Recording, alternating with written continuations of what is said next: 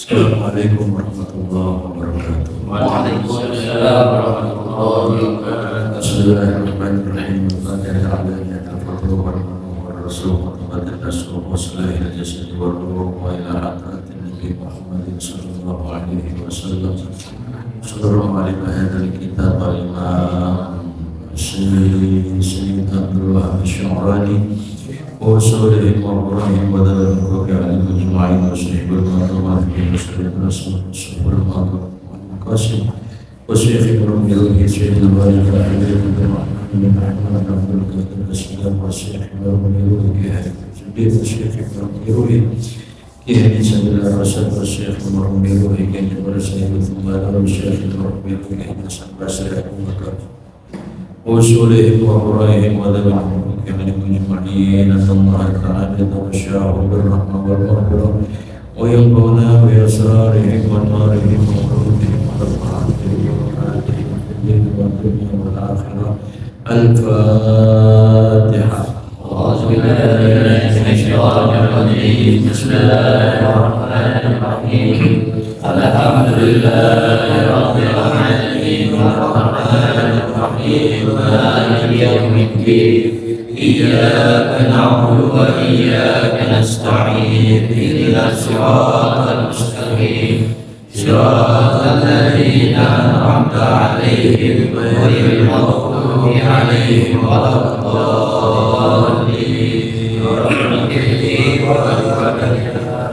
بسم الله الرحمن الرحيم. اللهم صل وسلم على سيدنا محمد الفاتح لما أغلق الخاتم لما سبق الناصر الحق بالحق والهادي إلى صراطك المستقيم وعلى آله وصحبه حق قدره ومقداره العظيم.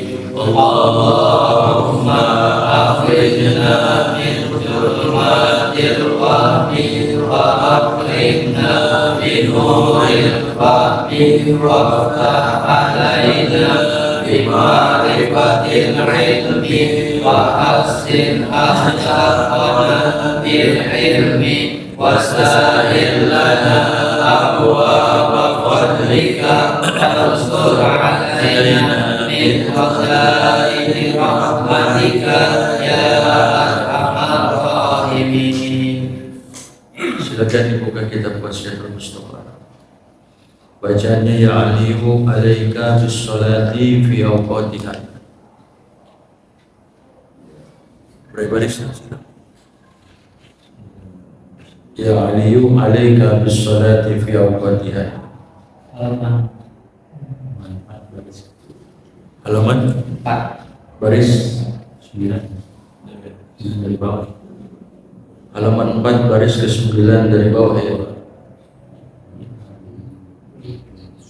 Bismillahirrahmanirrahim. Bismillahirrahmanirrahim. Qala radhiyallahu anhu. Qala radhiyallahu anhu. Qala an-nabiyyu. Qala an-nabiyyu sallallahu alaihi wasallam. Ya aliyu. Alaika bis-salati fi awqatiha fa innaha rasu kulli fadilatin wassanamu kulli ibadatin ya aliyu tamanna tamanna Jibrilu ayyakuna min bani Adama min bani Adama bisab'i hisalin as-salawatil khamsi as-salawatil khamsi ma'al imami ma'al imami wa mujalasatil ulama wa majalisatil ulama wa mujalasatil ulama wa majalisatil ulama wa iyadatil maridi wa iyadatil maridi wa tasyi'il janazati wa tasyi'il janazati wa saqil ma'i wa sa'il ma'i wa sulhi bainal ithnaini bainal ithnaini wa ikrabil jari wa ikramil jari wal yatimi wahris ala zalika Bismillahirrahmanirrahim. Alhamdulillahirabbil alamin. Wassalatu wassalamu ala asrafil anbiya'i wal mursalin wa ala alihi wa sahbihi ajma'in. Qala Syekhul Mu'allifu rahimahullahu ta'ala wa adaman nafa'alihi wa bi barakati ulumihi wa bi ridharihi amin radhiyallahu anhum ajma'in. Qala an-nabiy sallallahu alaihi wasallam Ya Aliyu alaika bis-salati fi awqatiha fa innaha ra'su kulli fadilatin wa sanamu kulli ibadatin. Ya Aliyu tamanna Jibrilu ayyakuna min bani Adam li sab'i khisalin as-salawatil khamsi ma'al imami wa mujalasatil ulama wa iyadatil maridi wa tashyi'il janazati wa saqil ma' wa sulhi bainal ithnain wa ikramil jar wal yatimi fahris ala dhalika. Wasiat Nabi kita Nabi Muhammad sallallahu alaihi wasallam. Ya Aliyu wahai Sayyidina Ali, alaika bis salati fi awqatiha. Alaika bimakna ilzam, lazimilah oleh engkau bisolati untuk mengerjakan solat fi awqatiha yaitu pada waktu-waktunya. Nah, di sini mengenai keutamaan solat di awal waktu atau masih terdapat di dalam waktunya. Karena waktu sholat itu ada waktu fadilah, ada waktu ikhtiar nanti. Ada nanti namanya waktu hurmah, waktu jawaz, waktu uzur. Ada lagi disebut dengan waktu darurah. Dan Rasul katakan alaika bis sholati fi awqatiha, lazimkan oleh engkau mengerjakan sholat pada waktunya. Apalagi ya maksudnya jangan sampai ketika kita sholat ada sholat yang di luar waktu. Sebagian kita sholat di dalam waktu, sebagiannya lagi di luar waktu. Seperti umpamanya kita sholat maghrib 3 rakaat, rakaat pertama, rakaat kedua masih ada di dalam waktu, kemudian ternyata rakaat yang ketiga keburu isya. Ini kita wanti-wanti jangan sampai begitu sholat kita.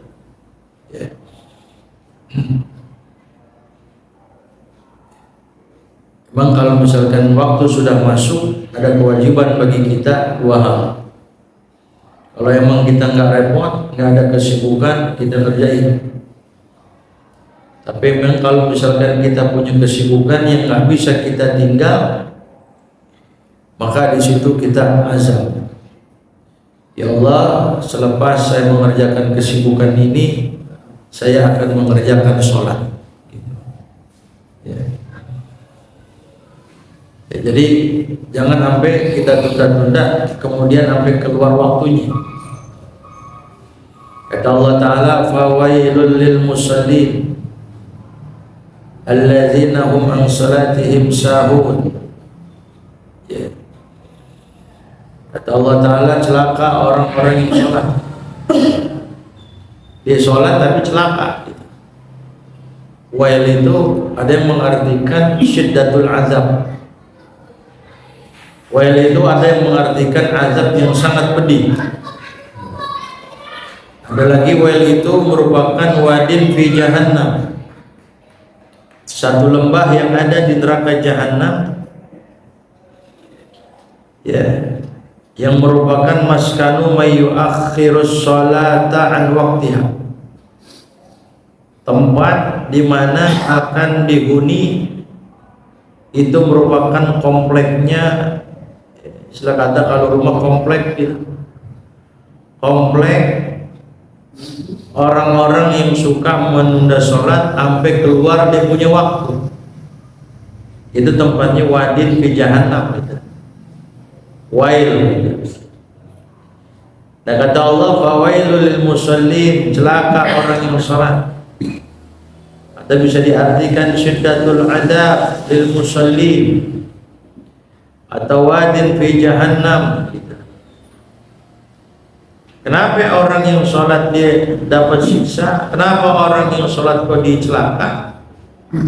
Kenapa kok dia bagiannya lembah daripada neraka jahanam? Ya. Siapa mereka itu? Alladzina hum an salatihim sahun. Itu orang-orang yang mereka lalai daripada sholat-sholat mereka. Kalau kata Rasulullah, humul ladzina yuakhiruna sholata an waqtiha.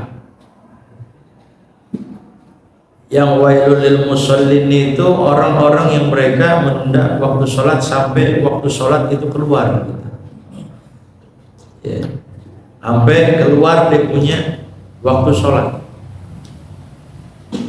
Nah, kalau misalkan ada sebagiannya keluar daripada juz'un minas sholat kita kharijal waqti, itu namanya berarti kita sholat di situ sudah waktu hurmah namanya. Waktu hurmah namanya. Waktu hurmah itu haram untuk kita mentakhir sholat di waktu itu. Kenapa dikatakan haram kita ngerjain sholat pada waktu itu? Kata ulama, li'annahu sayaqa'u juz'un minha kharijal waqti. Karena sebagian daripada kerjaan sholat kita itu bakal jatuh atau bakal terjadi pelaksanaannya itu sebagiannya di luar sholat. Maghrib 3 rakaat, oh ya gini belum sholat kita maghrib. Ternyata kita tunda-tunda, kita sholat umpamanya jam 7 pas waktu isya. Jam 7 kurang sedikit kita mulai sholat maghrib. Ya, nah otomatis kan tentu pasti kita punya anggota sebagian sholatnya itu ada di luar apa? Di luar waktu. Sebagian mungkin masih di dalam waktu, masih kebagian maghrib kita. Di sebagian waktu lagi sholat kita di luar apa? Waktu. Nah itu yang begitu tuh kata ulama berarti dia mengerjakan sholat di waktu hurmah. Karena sebagian sholatnya ada yang dikerjakan di luar apa? Waktu. Ya. Nah, bagusnya bagaimana? Awal waktu. Kalau awal waktu itu bagaimana awal waktu itu? Awal waktu itu atau disebut dengan waktu fadilah itu. Waktu fadilah itu seperti kita sibuk. Ya. mempersiapkan diri kita untuk bergegas mengerjakan sholat. Seperti ada azan, kita jawab, kita sambut panggilan azan, kemudian kita toharoh, kita bersuci, kita wudhu, kemudian kita tutup aurat kita. Setelah kita tutup aurat kita, kemudian kita nunggu jamaah. Nah, itu namanya berarti kita mengerjakan sholatnya itu pada waktu fadilah namanya. Ya, waktu fadilah. Nah, kalau waktu hurmah tadi ada di sebagian kerjaan sholat kita kerjakannya di luar apa? Di luar waktu. Tapi masih disebut dengan adaan. Ya. Adaan, karena ada sebagian itu masih di dalam waktu. Kalau di luar waktu semuanya berarti kodoan namanya. Ya. Kodoan namanya. Ada lagi namanya disebut dengan waktu uzur. Waktu uzur boleh kita ngerjain di waktu uzur nih.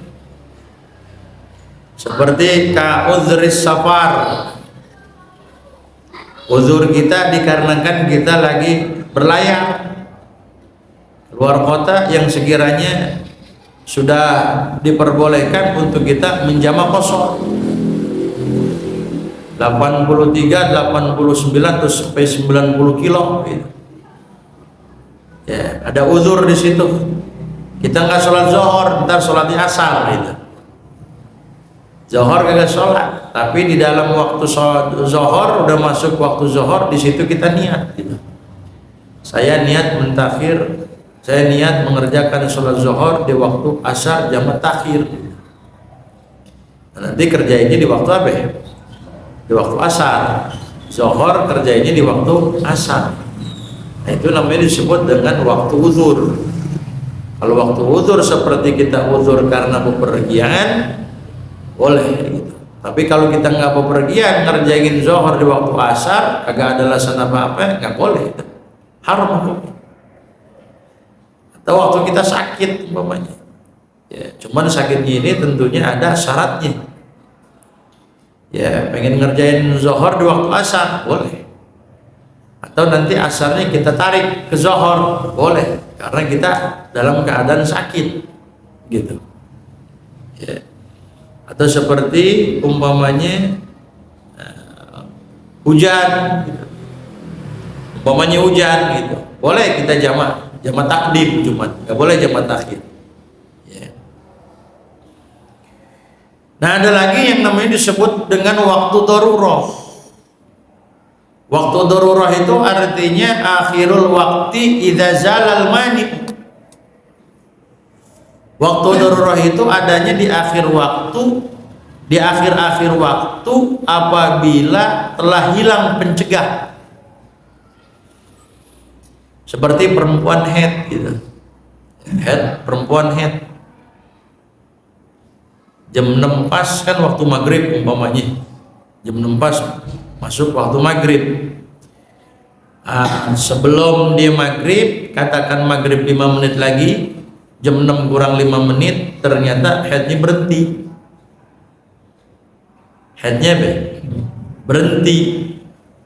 Nah, itu kan cukup buat dia umpamanya takbiratul ihram atau lebih daripada takbiratul ihram. Tapi kan nggak bisa, dia kan kudu mandi dulu, ya kan?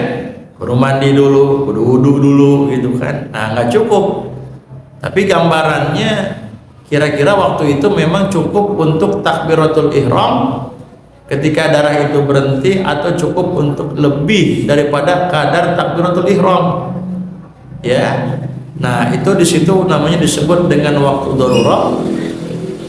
Maka nanti sholat asar kita si perempuan tadi maka dikodok.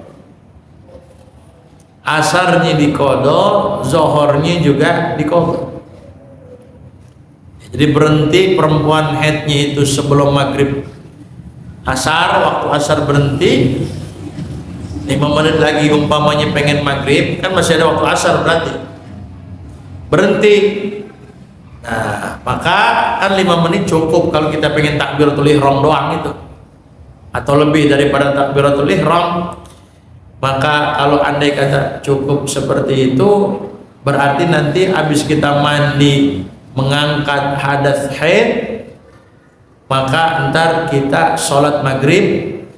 Habis sholat maghrib ntar kita qadha sholat asarnya, berikut sholat zuhurnya diqadha. Kenapa zuhur diqadha? Karena dia bisa dijamak itu. Bisa dijamak takhir kepada asar.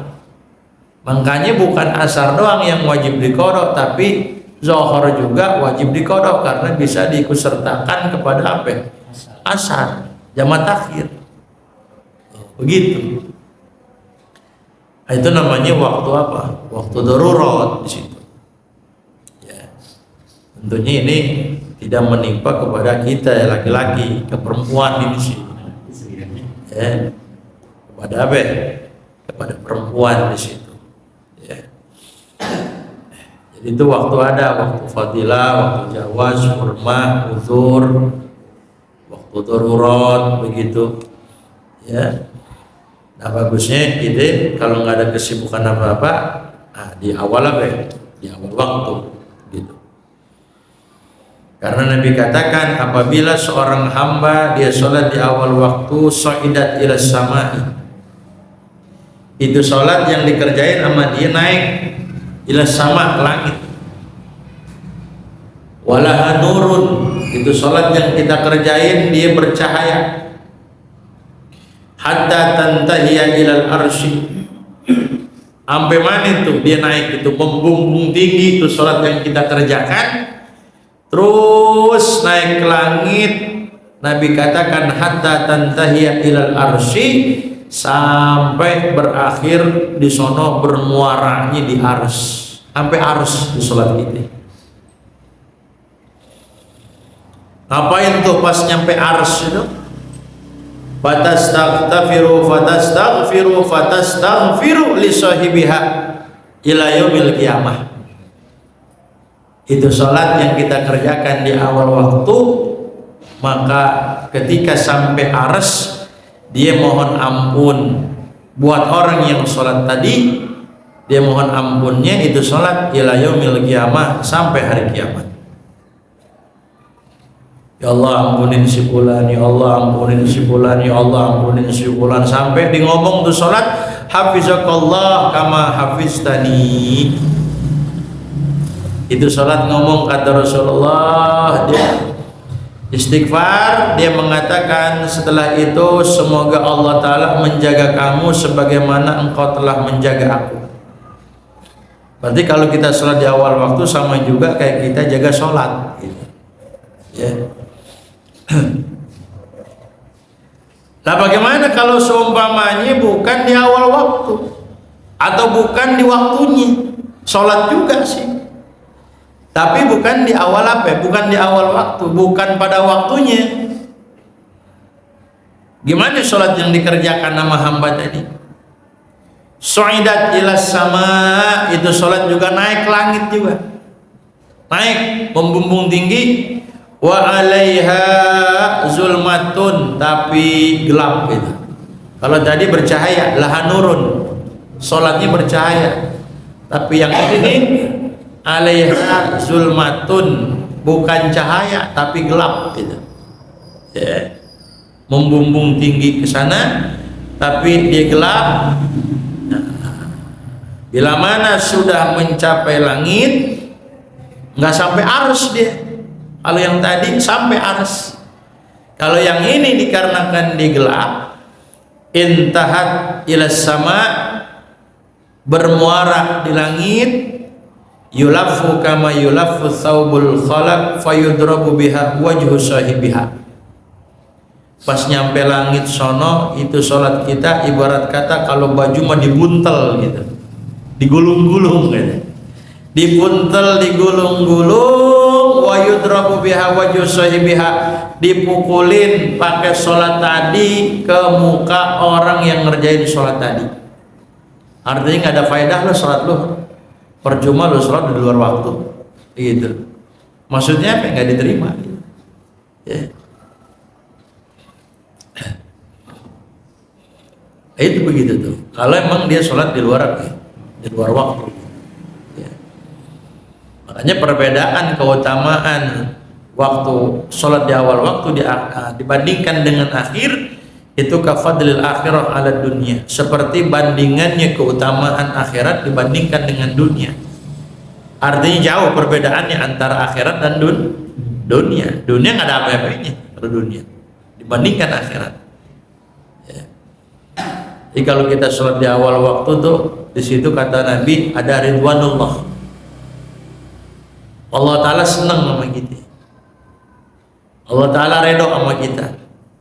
Ya. Senang Allah, redho Allah sama kita. Ya. Makanya kalau kita punya anggota badan nih, dikasih panjang umur, sehat walafiat, anggota badan kita sempurna, kemudian dipakai, ditempatkan pada sesuatu yang memang pada tempatnya yang Allah Ta'ala senengin, itu namanya kita udah syukur namanya. Ya, kita badan sehat buat sholat, namanya syukur itu. Emang badan kita ini buat begitu, buat sholat gitu.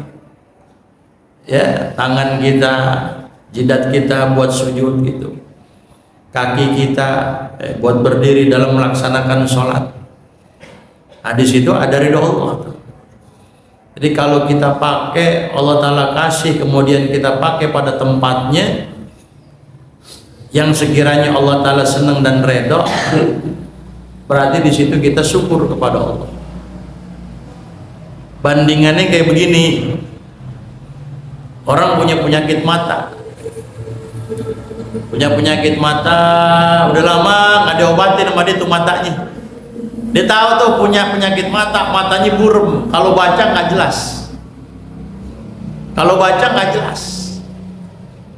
Akhirnya karena kita kasihan lihat dia, ya udah berobat sono, mata ente nggak bisa baca tuh, ya nggak bisa ngelihat jelas. Akhirnya diobatin sama kita ke rumah sakit. Kata dokter, gampang ini sih, kenapa? Bapak kudu pakai kacamata. Akhirnya si Pulan tuh yang kita tolong, yang diperiksa matanya ke dokter, kata dokter kudu pakai kacamata. Akhirnya kita beliin kacamata. Saran dokter kudu pakai kacamata. Nah, akhirnya dipakai kacamatanya. Kita yang ngasih, kalau banda kita kasih ke orang kemudian dipakai, seneng nggak? Seneng. Ya. Akhirnya apa itu kacamata dipakai sama dia. Tapi besokan kita lihat kagak dipakai. Kita sih kagak nanya, kemana kacamata? Kok ente nggak pakai? Kita main ke rumahnya, ternyata kacamatanya buat ganjelan pintu. Kira-kira kita yang ngasih gimana itu? Wah, maret aja kalau gua kasih, kagak ada syukurnya lu, kan begitu? Ya kan, orang buat mata, buat ganjelan pintu, berarti dia syukur kan? Sama juga Allah begitu. Ente buat apaan nih kasih panjang umur, sehat walafiat, badan segar? Kudunya buat ibadah, kudunya buat ngaji gitu kan. Tapi ente salah gunain, Allah seneng nggak tuh? Nggak seneng. Begitu juga kayak tadi bandingan itu, Allah nggak seneng gitu. Nah, kalau kita pakai buat begini, ya mata kita buat lihat hal-hal yang baik. Kemudian kita punya kaki melangkah ke tempat-tempat kebaikan. Berarti kan di situ kita syukur, Allah Ta'ala senang sama kita. Kalau syukur, la azidannakum. Kata Allah, pasti bakal aku tambahi. Begitu. Jadi cara mensyukuri nikmat Allah Ta'ala itu begitu. Bahkan kata Sufyan ibnu Uyainah, cara syukur kita kepada Allah, bagaimana? Sholat 5 waktu. Itu bukti nyata kita syukur kepada Allah. Alhamdulillah, kasih panjang umur, badan sehat. Berapa banyak orang yang di luaran sono, dia sakit parah, dia nggak bisa sholat. Mestinya kita malu kalau kita gagal sholat, kalau kita nggak ibadah. Malu sama orang yang punya anggota badan tapi gagal sempurna. Kalau kita lihat tuh video tuh, ya saya lihat video itu, masya Allah, ada orang nggak punya tangan, punya kaki, kakinya pun dikasih sama Allah tapi nggak sempurna. Walaupun dalam keadaan yang cacat, dia tidak sempurna, kondisi badan, kondisi tubuh yang tidak normal, tapi tidak memutuskan semangat dia buat ibadah. Tetap kondisi seperti itu disolat. Tangannya nggak ada, dua-duanya buntung ini, ya. Diambil air bagaimana tuh? Ceret, kayak teko dah gitu, dituangin sama di kakinya. Habis dituangin tertaruh lagi, pakai buat apa?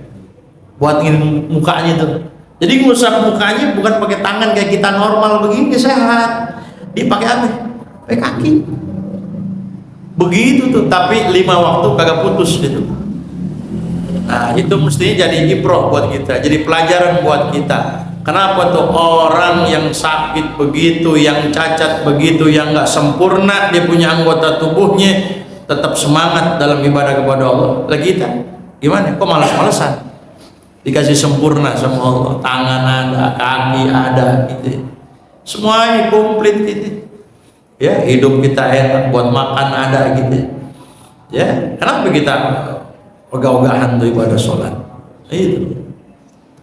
Jadi antum tuh kalau nge-share video yang begitu tuh, ya.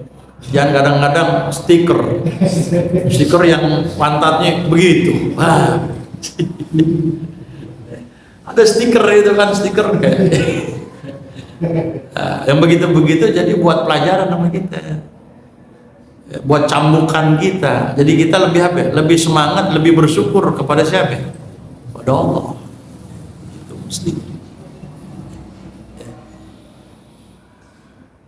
Rasul katakan kepada Sayyidina Ali, alaika bis salati fi awqatiha, lazimkanlah oleh engkau untuk mengerjakan sholat pada waktu-waktunya.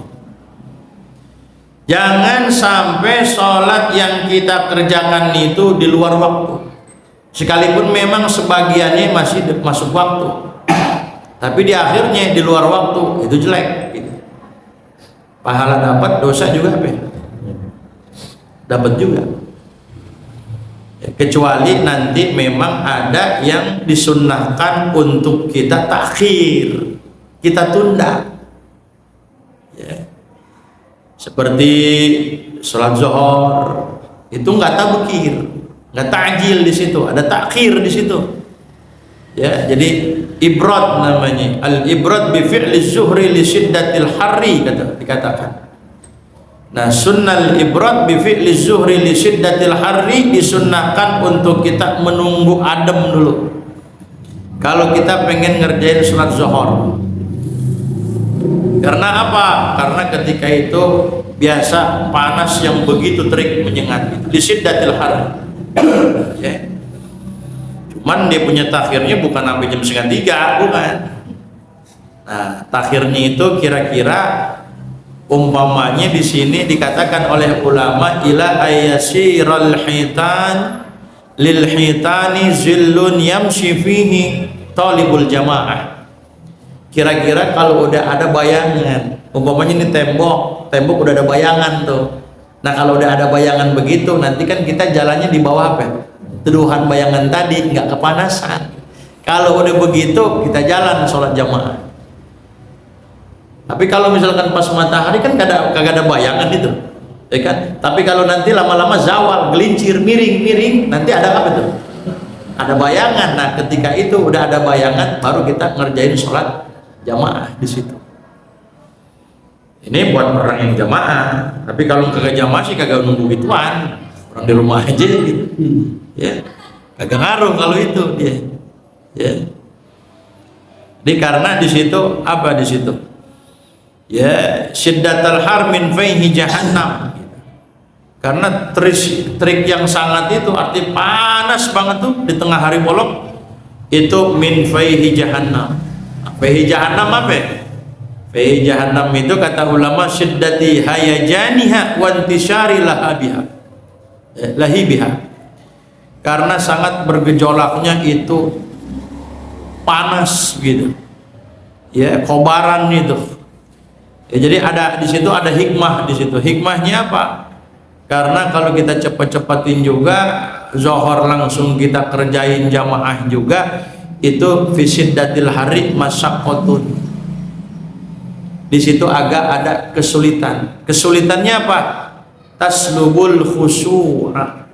Bisa ngilangin kekhusyuan kita dalam sholat. Karena saking panasnya, ya akhirnya sholat kita gak khusyuk gitu. Au kamaluha, au kamalahu, atau bisa menghilangkan kesempurnaan sholat kita. Tapi kalau sekarang sih musola enak ya.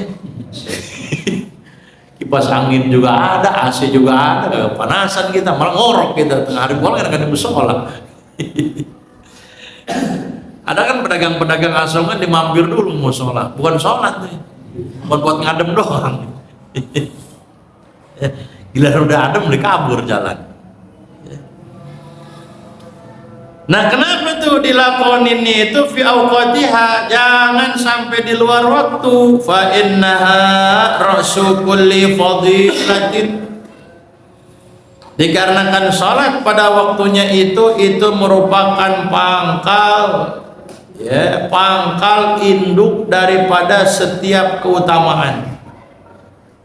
Di situ ada setiap fadilah, ada fadilahnya di situ. Fadilah yang begitu utama. Wasanamu kulli ibadatin.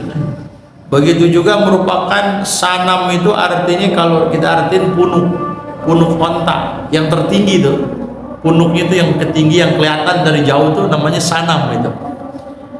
Artinya apa? Merupakan ibadah, merupakan itu hal yang paling penting di dalam segala ibadah.